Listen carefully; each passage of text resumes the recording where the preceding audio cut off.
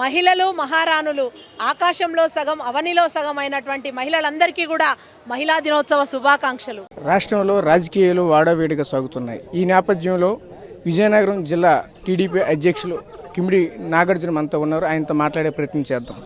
Sir చెప్పండి sir, అంటే ఇప్పుడు మీరు ఈ మొన్నటి వరకు కూడాను మీ మీద ఏదో ఒక ఆరోపణలు వచ్చాయి, దాని మీద మీరు ఏ విధంగా స్పందిస్తున్నారు? అంటే ఇప్పుడు టీడీపీ ఒకవైపు జనసేన ఈ పొత్తులో భాగంగా మీకు అక్కడ సీటు దక్కలేదని చెప్పేసి అంటున్నారు, దానిపైన మీరు ఏ విధంగా స్పందిస్తున్నారు?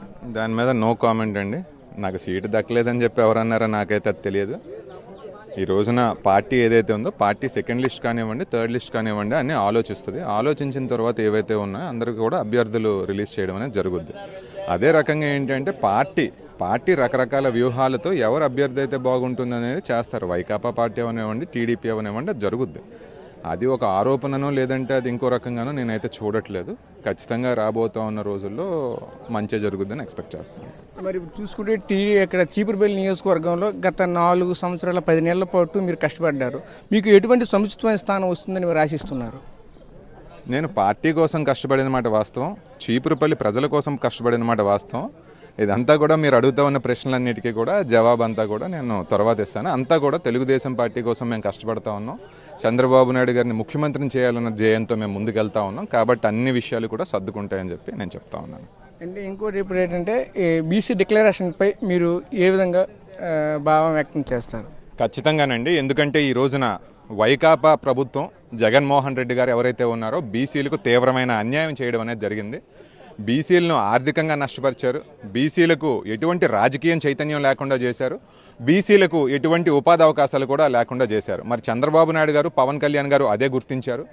బీసీలు ఈ సమాజంలో వెనకబడిపోయి ఉన్నారు, వాళ్ళందరినీ కూడా ముందుకు తీసుకురావాలి అని చెప్పి రకరకాల పథకాలు కానివ్వండి, రకరకాల ఆర్థిక సహాయంతో కూడుకున్నటువంటి పథకాలు కానివ్వండి చెప్పడం అనేది జరిగింది. ఈ బీసీ డిక్లరేషన్ ఫారంని పట్టుకుని మేము ప్రజల్లోకి వెళ్ళి ప్రజలందరినీ కూడా చైతన్యపరిచి తెలుగుదేశం పార్టీ వెనకాతలు నడిచేలాగా చూసుకుంటాం. అయితే ఇంకోటి ప్రధానంగా ఏంటంటే ఇప్పుడు మొదటి జాబితాలో కిమిడి కుటుంబానికే ఈరోజు సీటు దక్కలేని పరిస్థితి ఏర్పడ్డదని చెప్పి ఆరోపణలు వస్తున్నాయి. దానిపైన మీరు ఏ విధంగా ఫీల్ అవుతున్నారు? అది ఆరోపణ ఎట్లాగా అవుతుంది? అది ఆరోపణ కాదు. ఓకే, ఈ రోజున చీపురుపల్లిలో కానివ్వండి, హెచ్చర్లో కానివ్వండి పెదనాన్నగారు నేను అక్కడ రిప్రజెంట్ చేస్తూ ఉన్నామన్న మాట వాస్తవం. ఆ రకంగా ఏంటి అంటే పార్టీ రకరకాలుగా ఆలోచించి 175 స్థానాలకు కూడా త్వరలోనే డిక్లేర్ చేస్తారు. కాబట్టి అందులో కూడా అంత మంచిగా జరుగుద్దని చెప్పి మేము ఎక్స్పెక్ట్ చేస్తున్నాం. అంటే మీరు టీడీపీ పరంగా మీ కార్యాచరణ ఏంటి నెక్స్ట్? 4 సంవత్సరాల 10 నెలలుగా ప్రజల దగ్గరికి వెళ్ళి ప్రజలందరినీ కూడా చైతన్యపరిచాం. ఇప్పుడు కూడా ప్రజల దగ్గరికే వెళ్తాము. ప్రజల దగ్గరికి వెళ్ళి మా ఆలోచనలు ఏంటో చేస్తాము, మాకున్న నిబద్ధత ఏంటి అనేది తెలియజేస్తాము. మమ్మల్ని గెలిపించాలని చెప్పి ప్రజల దగ్గరికి వెళ్ళి తెలుగుదేశం పార్టీని ఇంకా బలపరుస్తాం. అంటే ప్రజెంట్ ఇప్పుడు ఉన్నటువంటి పొత్తులో భాగంగా మీకు సీటుకి దూరం అయితే ఆ తదుపరి మీ యొక్క నిర్ణయాలు ఏ విధంగా ఉంటాయండి?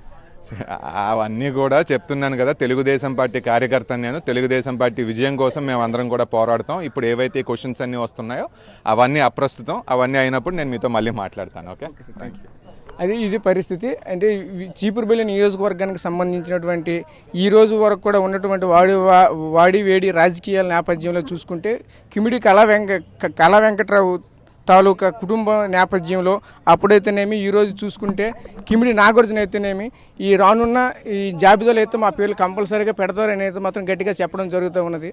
అయితే ఈ నేపథ్యంలో చూసుకుంటే ప్రజలకి మేము ఎప్పుడు ప్రజల్లోనే ఉన్నాము, ప్రజలతో పాటు మమేకం అవుతున్నాము, మాకు ఖచ్చితంగా సీటు వస్తుంది అని చెప్పి అయితే మాత్రం ఈరోజు మనతో ఈ నాయకులు అయితే చెప్పడం జరుగుతూ ఉన్నది. కెమెరా పర్సన్ నాయుడుతో రాజేష్, RTV విజయనగరం నుంచి. మరిన్ని వీడియోస్ కోసం ఛానల్ ని సబ్స్క్రైబ్ చేయండి. లేటెస్ట్ అప్డేట్స్ కోసం వాట్సాప్ ఛానల్ ని ఫాలో చేయండి. అండ్ లింక్ డిస్క్రిప్షన్ లో ఉంది.